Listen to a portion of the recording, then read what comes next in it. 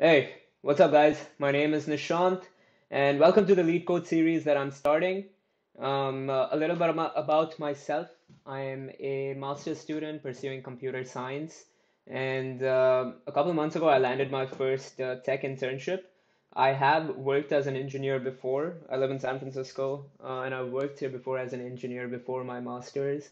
And this is the first tech internship that I've landed for summer 2020. It's a pretty big company. Everyone's heard of it. I don't want to name it yet just because, as you can see, we have coronavirus going on right now, and I don't want to jinx it. But yeah, to get that internship, I studied by doing a bunch of lead code problems. And in my experience, it was definitely harder to get an internship than a job, just because I feel like every company engineering focused would have at least open positions for engineers full time, but not for internships. And so the competition for internships is much higher, as well as, a lot of these companies I've interviewed at, Google, Pinterest, Uber, like Stripe, and their interview level is quite high. Like the problems that you get are not easy to do, you definitely need at least a couple months practice of going through interview problems, whether it be on HackerRank or LeetCode. I like LeetCode because, you know, pretty good UI. Most importantly, if you go to the problem section over here, it you have like I don't even know how many they have, but thousands of different problems. Yeah, 1,384 problems, right? I've done only 92 of them, and even that took a couple months. And I'm talking about like working, 2, 3 hours on it a day.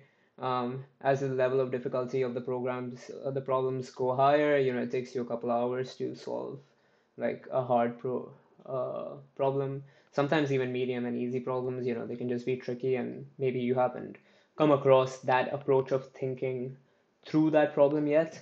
So it takes time, but once if you set like a constant practice for attempting to do at least one a day, it gets more engaging over time, and you kind of just get hooked, and you just want to keep solving more and more. So LeetCode is fun. Definitely recommend going this route. I'm not sure if this is a premium feature or not, but I think the best way to approach it is to go to the problems page and then click on frequency. And if you go on clicking to find the highest frequency problems and start from here, I think it's a great way to begin, given that you already have like some understanding of data structures and algorithms, right? Like if you don't, you should definitely understand linked lists and maps and binary trees, BFS, DFS. They're not too difficult, but like go through them, implement them on your own a couple times, get the understanding of it, and then start going through these. But in my experience, and I have interviewed at a lot of places. For this internship itself, I've done at least 15 interviews. For the summer 2020 internship that I'm about to start, I've interviewed at, 8 different companies, 15 different rounds. So I can attest to the fact that these are the most common questions and problems that you do get in the interview. So we're gonna start off with the first one, two-sum. This is a cool problem. It's quite easy. It's got the easy tag, very famous. I know at least two people who got this as their final round interview question for Amazon internship, which is surprising because this is very easy for a final round interview question. This is a premium unlock feature that I have, but if you can go on LeetCode and see the companies, and people have tagged the companies they've seen this question being asked in interviews for. So you can see 191 for Amazon by a long shot. Like I think this year specifically, Amazon just asked everyone this, all the interns this in their final round interviews. So I mean, it goes to show that you should know easy problems like this too, right? So, anyways, we're gonna start off by attempting this problem. Um, I'm also gonna talk about a couple like pointers and like helpful tips that I have learned and received over time doing these problems, and what is important, what to keep in mind. So let's begin. Reading this, we understand that we have an array of integers that is our input, and we need to return the indices. Note this, it's in bold as well, but indices of two numbers such that they add up to a specific target. You may assume that each input would have exactly one solution. That means as soon as we find a solution, we can just return it. We don't care about multiple solutions. Uh, Also, they've said we only get exactly one solution. And you may not use the same element twice. Okay, so a lot of information over here, but essentially what I understand from this problem is that we get a input array like this and a target. And what we need to return is essentially any indices, two indices that have elements that sum up to that target. So it's a sum, right? So say the target is 9, the elements would be 2 and 7 because 2 plus 7 is 9. And once we get that, we can return it. So we can assume that each input would have exactly one solution. So I guess every input that they give us should have a solution. But it's always good to error check, especially if it's like not that difficult. And you may not use the same element twice. So like if the target was 4 and this was still our array, we could not use 2 and 2 again. So that's something we got to keep track of. So seems pretty straightforward. Uh, Usually these sort of questions, you can either get it in online assessments or live coding interviews. And what I feel like a good practice is to write down your thoughts, because unless you've actually attempted this problem before, you wouldn't, immediately know exactly how to do it. And even if you do, there are, chances that you might miss some information or you might have not thought of some edge case. So I find it extremely helpful to write down your thoughts. Don't be nervous if you are working with another interviewer, because this is very helpful for them to understand what you're thinking about as well. And also they can be very helpful in possibly pushing you towards the right direction if you are going in the wrong direction. So we know that input is an array and a target. We need to return sum of, no, we need to return two indices that sum whose elements sum to target. So that means we need to have at least two indices. So one of the initial things you want to check is like, do we have a valid array, and is it at least size of 2, right? Then the next thing I guess we want to do is the naive approach that might come to your head is, well, we can have two for loops, and we can have like a nested for loop, two nested for loops, and one starting from I and the other starting from J. And we could start from I could be 2, and J could start from 2 as well. But as long as if they're the same indices, J moves ahead, because it cannot use the same element twice. And then J would be on 7 and I would be on 2, and we can sum them up and we see, oh, that matches the target, so we can return that. That should work. And knowing that we have two for loops that are going to go pretty much worst case all the way till the end, we know that the time complexity of that solution would be n squared. Every time we get something like an exponential runtime, it's not, I mean, it's best to kind of think about how could you better solve it, right? So I think we haven't gone into the weeds of it, but there's one approach for nested for loops that will give us of and O of geez O of n square time complexity, right? And should be constant memory. So now we got to think of something that, is there a better approach to this? A better approach to this can be essentially a trying to think of if we could use some other data structure to attempt this problem. So the second approach could be like, we know that if we are a particular element in the array, uh, is there any other element in the array that is equal to the difference of the current element and the target?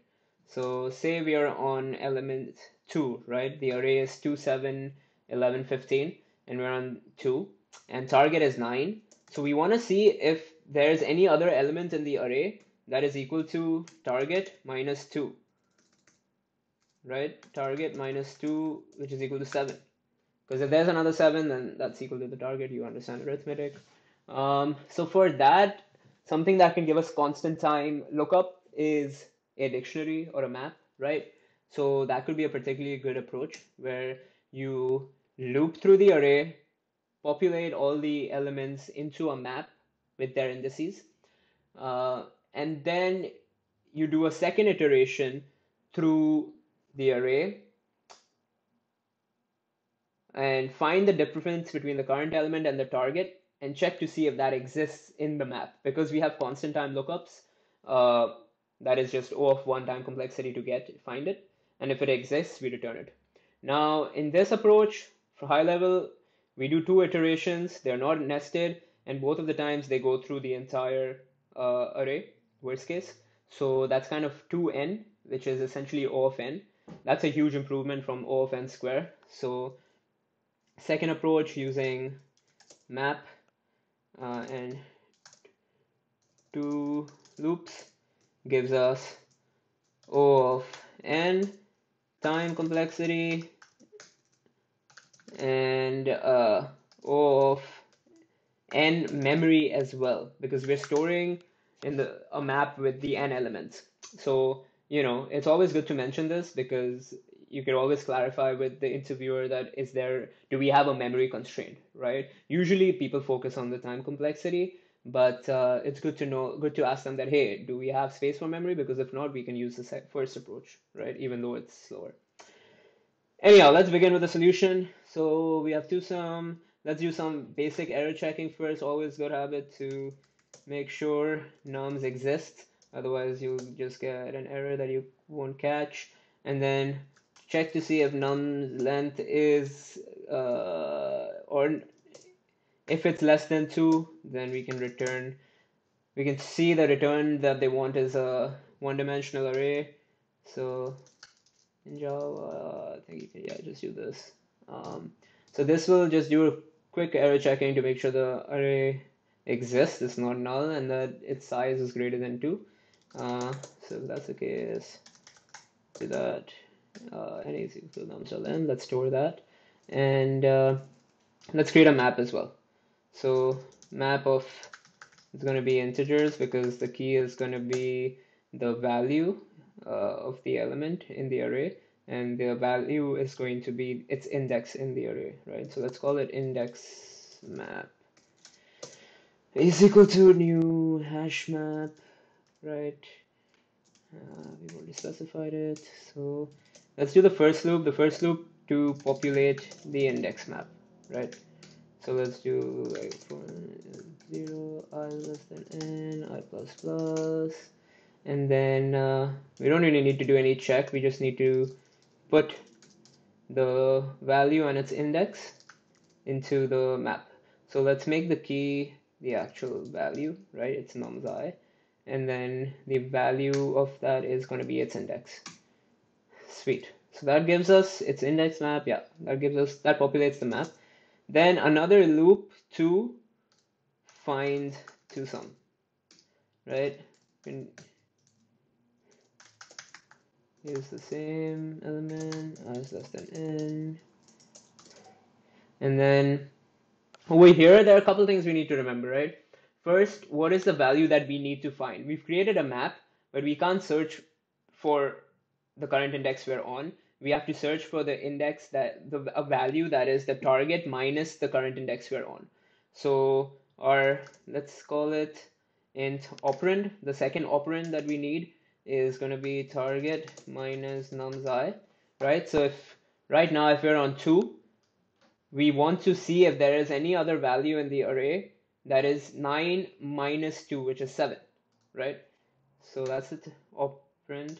And we're going to check if index map dot contains key is a method it has. Contains key op. Okay, if it contains key, that's good news. However, remember the second condition we have, we may not use the same element twice. So we got to make sure we're not finding the same index because it could be an even value and we are just finding the same index. So if let's call interval, let's operand index is equal to map.get operand, which is the key. If that index, if op index is not equal to I, which is our current index, then we can just return new int. We can even just initialize it here, which would just be since we have to return the indices, we're going to do I and op index, right? Because if they are the same, we can't return the same element, so that doesn't count. And that way we iterate through the entire array. And if we still don't find anything, we just return a null array. Cool. This seems about right, but it's a good idea to kind of just go through it once. Uh, it's always great if the program runs on the first attempt because it shows that you've been cognizant of like what's going on, as well as it feels pretty good. So nums is the name of our array, checking if it's null, nums.length is less than 2, returns this, correct. Int n is the variable for the length, index map is what we're using, this is a common one, so index map is what we're using, we're not using like map. Index map.put, a value is the value of the array element and its index, and then we do sum, find the operand, which is target minus numsize, map.contain. We're storing this so we don't have to do this map.get call again because we if it wasn't the same index, we would have to do it again here. So I just store it as a value. This looks right, so let's run it. Whoa. Okay, see? So if int cannot find symbol, look, this happens all the time because I end up a lot of times initializing my map variables as map, so I'm in the habit of writing it map. But anyways, this was just that index.map or index map, and cool. That worked. 0 and 1. Yeah, that's what we got. Let's submit this. 2 milliseconds. That's faster than 68.89. The 99% one is probably 1 millisecond, and there's not much difference between 2 and 1. If you had ran this a couple times, it might have just been 1. Memory usage is less than 5.65%, so it's higher because, well, we are using a map. Had we done like a nested for loop, this would have been much smaller. And yeah, there you go. This is our solution for twosome. Pretty neat problem, and it forms a good basis for understanding maps and kind of the time complexities around it. And it forms a good base for the next problem, which is the harder version of this called threesome. Thanks for tuning in. Please drop down any comments with questions, and if you have some better solutions or better ways of attempting this, mention it out here. Let me know if you want me to solve these in some other languages as well. And I'm going to be doing this entire series with all the LeetCode problems that I'm solving. I'm probably going to go through the list of the most frequently asked questions in interviews. So yeah, please subscribe if you want to keep track of that, and have a great day.